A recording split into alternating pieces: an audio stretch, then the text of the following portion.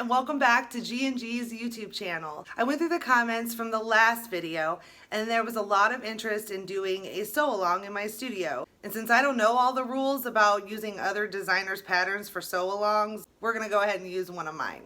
I'm really excited about this video because this is my first sponsored video. This week's sponsor is Dark Matter Fabric, who I love. They are one of my favorite fabric companies. I'm just so honored to have them on my channel. I just love the quality of their base. Their colors are super vibrant. The artwork is just amazing. And Ashley, who runs Dark Matter Fabric, is super awesome. If you're familiar with custom fabric groups, then you know that there is a huge variety and shops seem to pop up almost daily. Dark Matter Fabric is tops for me. So here's a sample. The colors are just so pretty and they're so bright. And let's talk about the base fabric. The cotton lycra is so smooth, it's almost silky, it's really thick, and even when stretched, the colors still pop. Reds in her fabric are probably my favorite. It's so vibrant. And when you compare it to other custom groups, you can see how vibrant it is compared to these stripes. Now, I have not tried every single fabric group. All I'm saying is not all cotton lycra bases are created equal.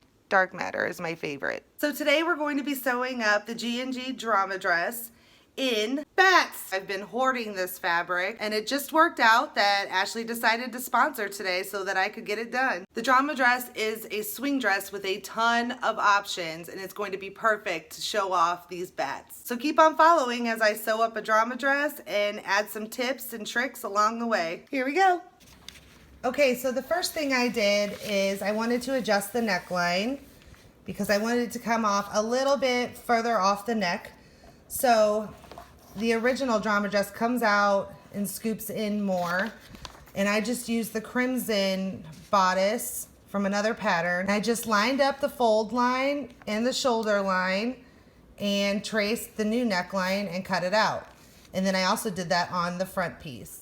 So I cut out my front and back pieces and placed them right sides together, and now I can sew my shoulder seams. I used black thread so you can see which seams I sewed. I'm lying, I'm just lazy and didn't want to change my serger thread. Judge me. I also used a serger, but since this is knit, you can use a sewing machine since it won't ravel. Okay, so here's my lazy tip about cutting sleeves. Once you've got your sleeves all cut out, you'll use the pattern piece here, and then you have to mark it. There's a note that says mark for shoulder seam placement.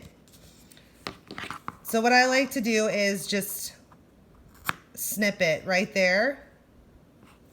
And then you have to mark for the front and the back of the sleeve also. So what I do is I just put like 3 snips at the front so I know that this side is the front. So that's my lazy way of cutting out a sleeve and marking it. Do you feel a pattern developing? Okay, so now we're going to add our sleeves. We're gonna lay out the dress like this. This is the front side of the dress and this is the back. And we're going to grab one of the sleeve pieces. Notice how this one is marked for the front on this side. So when we put it right sides together, the front will be facing this front side. First we'll line up the cut that we made for our shoulder seam right on it and clip it in place, and then we'll bring up this corner to the corner of the sleeve, clip that, the other corner to the other corner,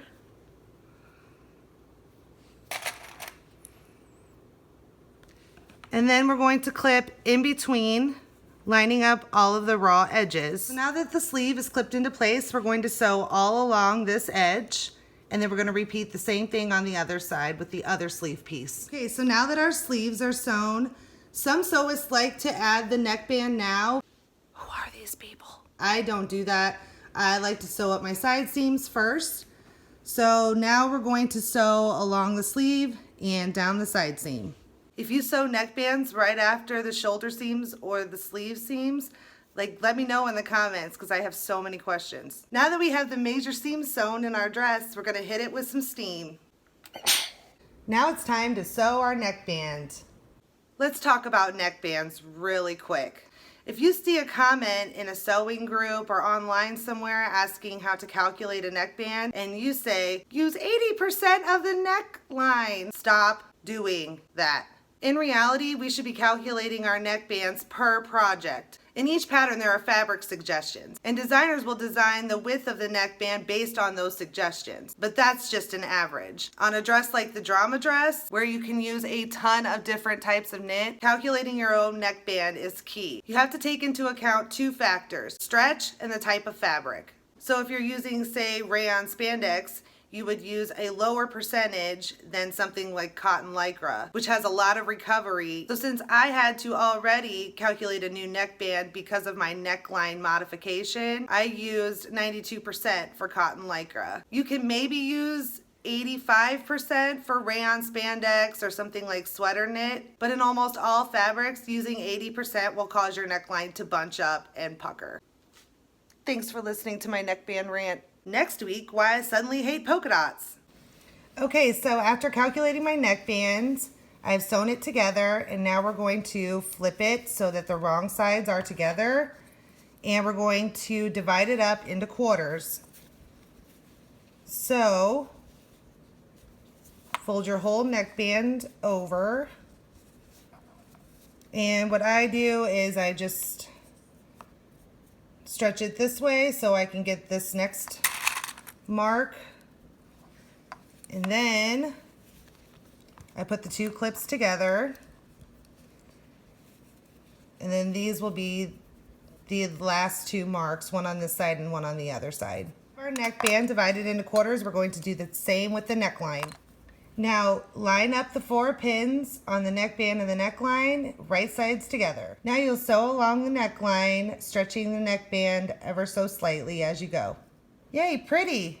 I know a lot of people hate hemming, especially along a curve, but I'm going to show you how I do it, and hopefully it'll help and make things a lot quicker. When hemming along the bottom of the dress, I always start with the wrong side of the fabric up, and I just choose a random place along the skirt to start, and then I just fold over a 1/2 inch and fold over another 1/2 inch and pin it in place or clip it in place. Then I go over about 6 or 8 inches and do it again. And then I'll also do it right in the middle of those two, just so that everything stays nice and even. And then I will continue to do that all along the bottom of the dress. And when I'm sewing it, I will have to stretch it just a tad, but that's okay because after we're done, we're gonna hit it again with some steam.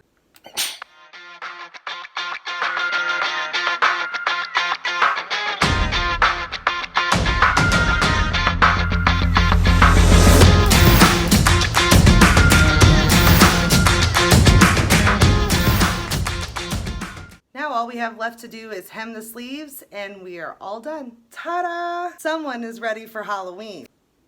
I had so much fun sewing up this drama dress. As always, I'm going to put modeled photos at the end of the video. One last shout out to Ashley from Dark Matter Fabric for sponsoring this video. Don't forget to follow her on social media, and I will link everything in the description box. And don't forget to follow G&G on Facebook, Instagram, Reddit, Twitter, Snapchat. If you like the sew along style video, give it a thumbs up and don't forget to subscribe. And also keep the suggestions coming in the comments. I had a blast making this video and I hope it helped answer some questions. I'll see everyone next week. Bye.